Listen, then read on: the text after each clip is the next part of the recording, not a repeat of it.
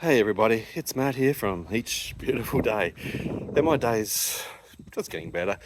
Um, the removalists were meant to be here at 7 o'clock this morning for uplift. In fact, I had a phone call at 10 to 7 saying that they're only 15 minutes away. Not here, and it's 10:40 at the moment. So they have done a no-show, so going really well. In the meantime, this is what I've done. I have moved everything from upstairs down via the lift, and I have stacked everything ready to go. So it just has to go literally up that ramp to the back of the truck once, and if once it actually turns up and rocks up. But for the moment, that's most of the stuff. I've got a support worker, Kim, who's now helping me upstairs. He's putting some stuff in to the lift and going to bring some stuff down. But we've got rows and rows. It's a great box wall of, not China, but of South Perth. That's where I'm at the moment. I've gone and picked up the keys from the SDA provider. So we're ready to go into the other end. So that's that part. But it's been absolutely mucking around, just waiting for this removalist company who was waiting for payments, but payments had actually been processed because we're under NDIS, National Disability Insurance Scheme, and we're doing payments through a payment processor there. They had arranged this particular removalist. They'd actually recommended this particular removalist. We spent an hour and a half on the phone to them, 8 calls yesterday, Kelly, up to almost 8 o'clock at night. What a trauma, what a stress this company has absolutely been. They promised, assured, guaranteed, honest, that they'd be here ready to go at 7 o'clock, no problems, with 2 strong removalists in their truck. So for the last 8, 9, 10, 3.5 hours, sorry, I'm not well. I'm just getting my breath back. It's just shattered me. It's physically exhausting. My back is stuffed. I've got all these braces on because I've already got injuries, so I'm not doing myself any favours. But I can't trust anybody. I can't trust organisations to do what they're saying that they're going to do or promising what they're going to do. And that kills me. You know, you've got to have trust in organisations. I communicate so well. Everything's in writing. It's just insanely mad. Now, the provider has also been on to him. He spent an hour on the phone talking to their call centre. It's an Indian call centre. It's just a shelf company at the end of the day. I've asked to speak to the supervisor, the manager, general manager, even the owner and the director of the company. I said, this is ridiculous. You know, as an Australian consumer, ACCC laws, I have the right to know who your organisation is owned and managed and run by. I want their contact details. I want to be able to communicate to them. You've got a contract. You've got an agreement in place where you're meant to be delivering, literally the goods here, on what the contract says, and you're not here.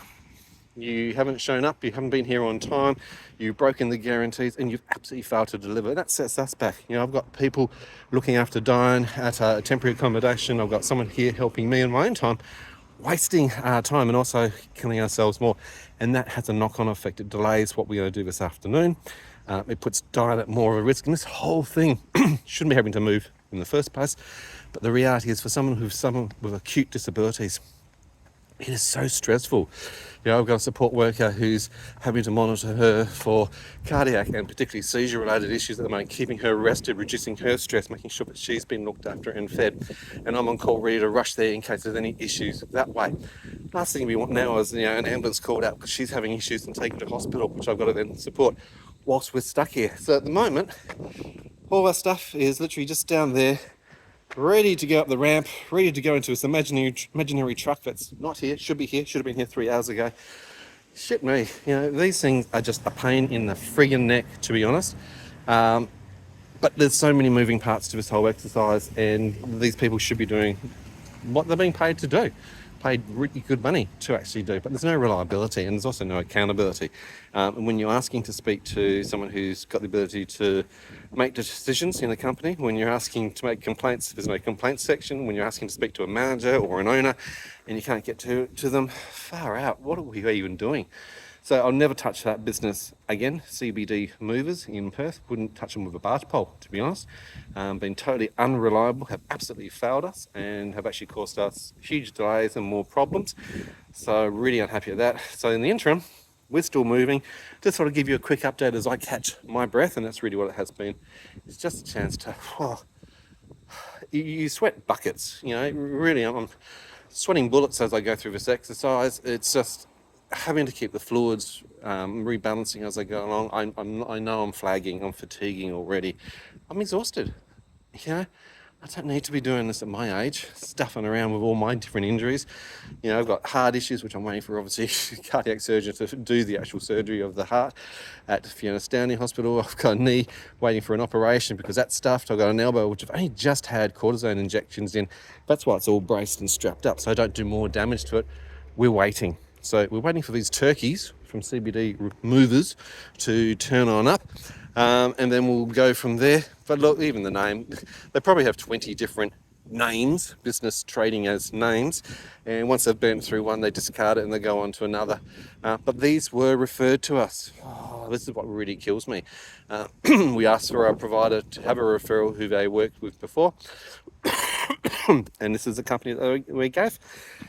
So that's what we're stuck with. So I'm still waiting. It is literally almost 11 o'clock. And we haven't even packed up the truck, moved to the accident location. And I'm worried there's going to be 2 trips because it depends on the size of their truck. So we could be backwards and forwards. I don't want to hit peak hour traffic. Will I actually get back to Darwin before 10 o'clock tonight? I don't know.